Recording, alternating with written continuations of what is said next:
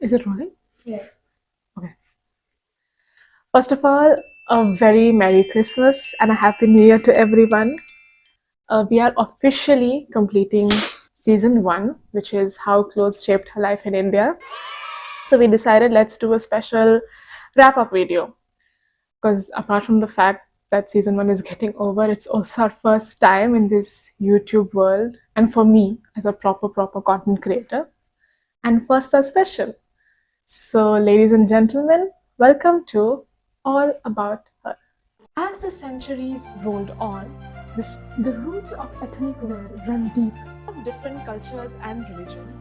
Women have historically the ghunga draws its roots, but Buddhist nuns known as bhikkhuni. This brings us to the question: what is it when the Indian cinema was still working on its?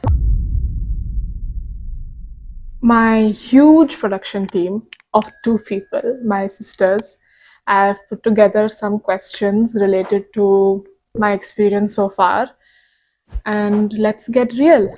What made you start your YouTube channel? So, there are 2 things that I'm really passionate about, and one of the things is women. I feel like there is a huge gap between what women are truly worth, their potential, and what we think we are. So, to bridge that gap, women need to be more well read. They need to get their facts right. They need to be more knowledgeable. We need to know everything about our history, our body, our emotions, our strength. And there is nothing more that would make me more happy than contributing to that mission. Hence, that small contribution is my YouTube channel. Why women and why specifically Indian women? Because men, what's interesting about men? But on a serious note, I, as an elder daughter, as a girl, as an Indian woman, I can resonate more with Indian women, right? I can understand, I can relate to them because I've also grown up seeing, hearing, and experienced things which is like very specific to the Indian community. My vision is that I want our Indian Nari to be confident, to be smart, to be empowered, and to focus on their growth. So helps giving me perspective because basically we all have the same shared perspective as Indian women. Was it easy to start a YouTube channel and how was your experience? No, it was not easy at all. Not because there were external challenges, it was mainly internal challenges.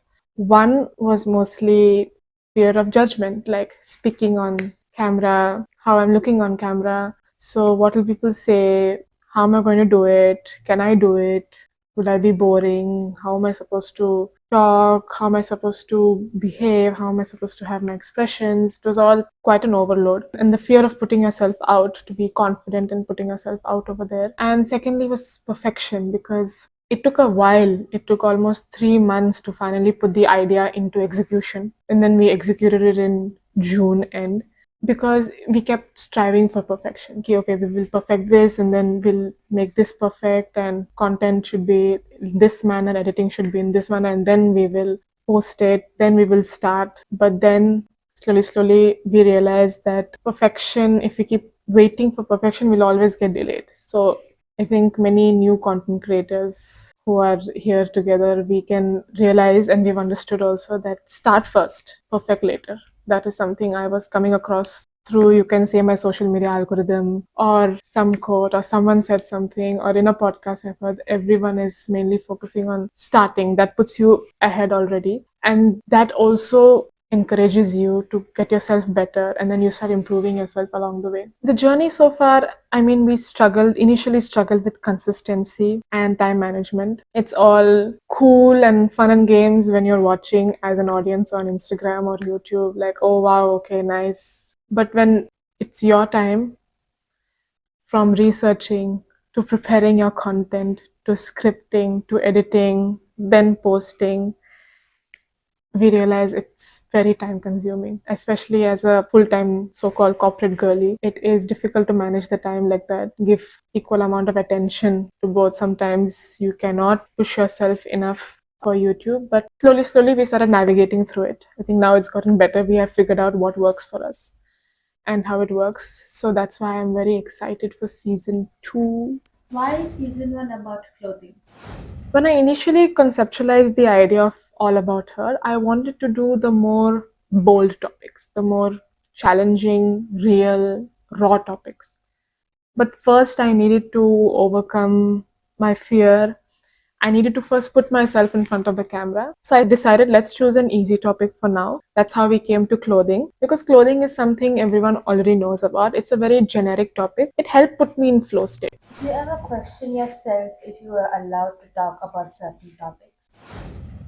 I think there's nothing of allow here, because nevertheless, I had made up my mind that if someone likes it or not, if they're comfortable or not, I will be speaking. I think it's a continuation of the previous question, because I think I need to first be comfortable in speaking those topics, and that's when I can do it the way I want to do it, and no one can stop me from speaking those topics. Why do you always find a way to bully your sweet and innocent sister?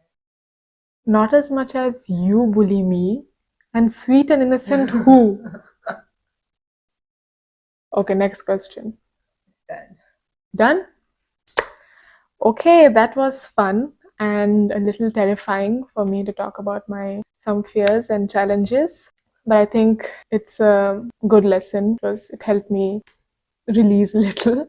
I think it'll be very relatable to all the new content creators on YouTube, the club, the newbie club. So if you liked this video, you should actually do like and share and subscribe to All About Her, and stay tuned for season 2.